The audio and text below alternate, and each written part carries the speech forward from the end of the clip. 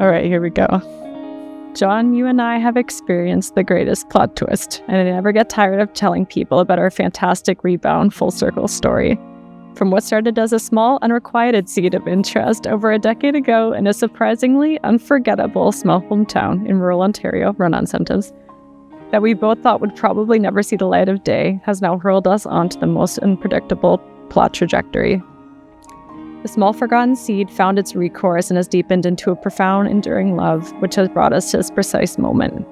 With the most admiration, mature love, and overwhelming excitement for our future, I simply cannot fathom this plot twist. You and I have grown significantly since our journey started, and I have only come to cherish you and this bond more and more.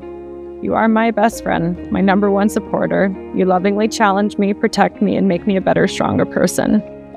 We make everything we do in life together, from the small and seemingly insignificant to the substantial next chapters more meaningful and beautiful. You are the radiant light of my life. You are the most talented, creative, caring, and supportive person with a wicked and sometimes problematic sense of humor. I can't wait to see what life has in store for you. I will stand by your side unwaveringly for your hardest times and celebrate with you during your best. Ultimately, I look forward to loving you unconditionally and unfolding life's next unknowns together. You remember you told me that you were starting to write your vows. Mm-hmm. Were we engaged yet? Yeah, we just gotten engaged, I think. That could have been just before. I think it was. Could have just been. I think it was just before. Okay. And I was like, that's weird. And you're like, why? I need time to write these. And I realize now that I was very wrong, because you were just trying to express faith in this. You were like, I think that you were just trying to express that you had faith I was going to follow it all the way through. And you wanted to give yourself time to actually write vows that you could be happy with. I think I was actually jealous a little bit, and I still am. Yeah, I should have started writing my vows before. I'm definitely a little okay. preemptive about something sometimes. It's okay. That was good. It was an announcement of faith in both of us. Yeah, I guess so. Unspoken way of expressing that. Unspoken way. You need to remember the next part. Hold on. Oh, you're memorizing it. Yeah, no, that was the first part. Yeah, kind of like vow writing. I'm often wrong about a lot of things. Just a lot of things in life in general, but you've been here this whole time. And rather than, we both know when I'm wrong about things, but you let me learn from that and grow and become a better person, and that takes patience and time, but you gave me the space for that. Mm-hmm.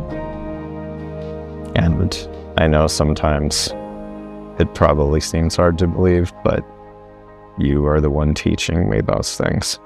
When you're giving me space to grow, you are just very, very subtly guiding me. You give me the time for that, and that means a lot to me. I learn things from you almost every day. And there's a lot of really good things in the vows that we're going to share in the church. Mm-hmm. We've said them before, and they're so good, and I believe in them so profoundly. Mm-hmm. So that's the problem. It stole my thunder. We've talked about it before in sickness and in health, because we are both constantly sick and have severe allergies. We're constantly put to the test every day. At 3 a.m, I'm like, we're poor. In sickness. Dead. And in poor. Sickness and in sickness and in poor. We're still here together. I wanted to come up with, novel things. I want to serve you and listen and keep learning and hold you in every way I possibly can for life. But really, I only have one real vow, because I wanted it to be something that I could remember you could remember, and we could both just know that I believe it for the rest of my life. I am your bedrock as you are mine. That's fine.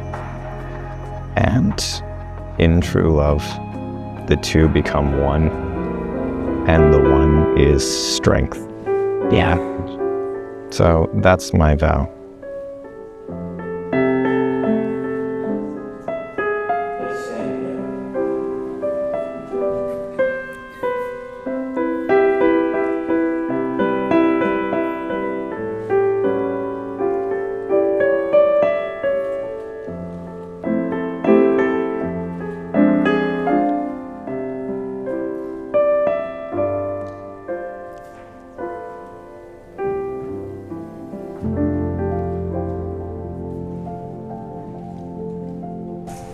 Well, welcome. Today we're gathered this afternoon to celebrate a wonderful occasion, of course, as you know. It's the marriage of Emma Weaver and Johnny Cottrell. My name is Bob Cottrell, and I'm not just a retired pastor. I'm Johnny's dad, and I'm Emma's future father-in-law. And I'm a longtime friend of the Weaver family. And on behalf of all the Cottrells and the Weavers, I just want to welcome everybody here today and say, I hope you have a joyful time celebrating together with us on this wonderful day.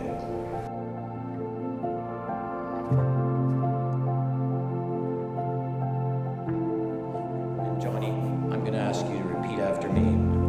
I, Johnny Cottrell, I, Johnny Cottrell, take you, Emma Weaver, take you, Emma Weaver, to be my wedded wife, to be my wedded wife, to have and to hold, to have and to hold, from this day forward, from this day forward, for better, for better, for worse, for worse, for richer, for richer, for poorer, for poorer, in sickness and in health, in sickness and in health, to love and to cherish, to love and to cherish, till death do us part. till death do us part.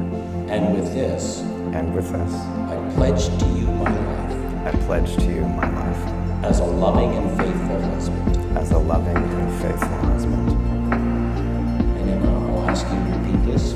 I, Emma Weaver, take you, Johnny Cottrell, to be my wedded husband, to have and to hold, from this day forward, for better, for worse, for richer, for poorer, in sickness and in health, to love and to cherish, till death do us part.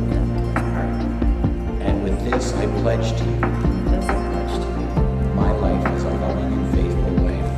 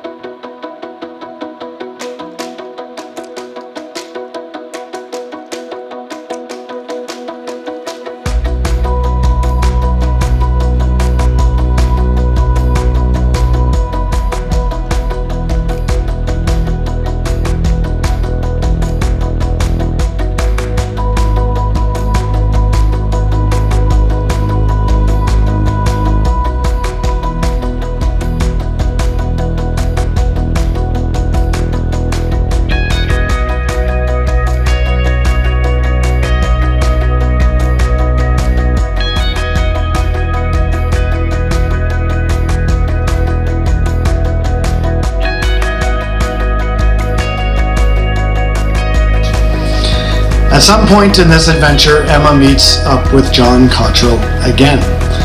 I say again because they had known each other in Ontario before Cottrells moved back to BC. I remember John taking Emma to the Woodside Youth Christmas Banquet. So when Emma moves out to BC, it wasn't long before she runs into John. Rumor has it, at a swing dance event, John slides his phone across the dance floor and yells, "Hey Emma, put your number in it." And so it began, or should I say resumed.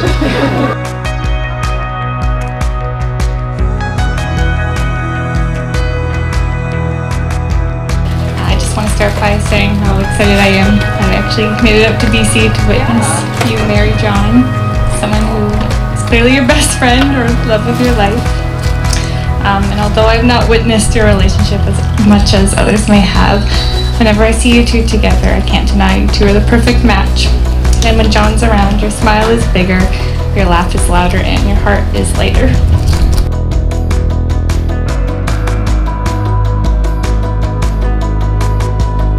Emma, from the moment you came into Johnny's life, something changed. He smiled more, he talked about feelings voluntarily, and this is big, he started pouring milk into cups. You've brought out the best in him, and it's been amazing to watch your love grow into something real and solid.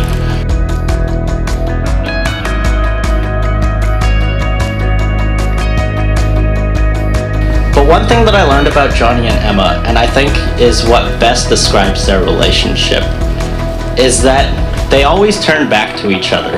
They always have, to put it in one word, support for each other, and that's what makes them so good.